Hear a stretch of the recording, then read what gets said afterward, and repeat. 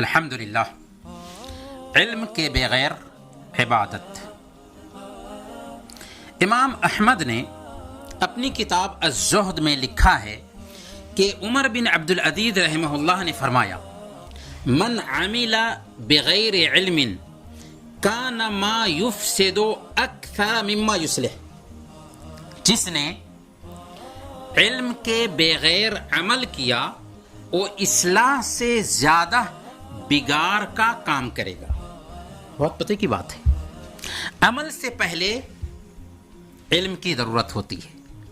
اسی لیے امام بخاری رحمۃ اللہ علیہ نے باب باندھا ہے، باب العلم قبل القول والعمل، باب ہے علم حاصل کرنے کا قول اور عمل سے پہلے۔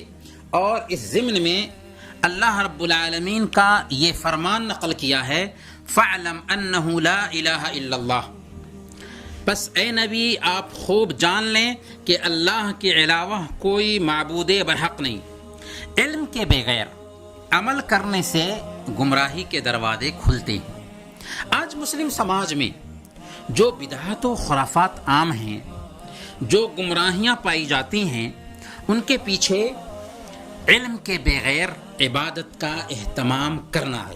اس لیے عمل کرنے سے زیادہ علم سیکھنے پر دھیان دینا چاہیے تاکہ عمل علم کے مطابق ہو سکے اور ہم گمراہی سے بچ سکیں۔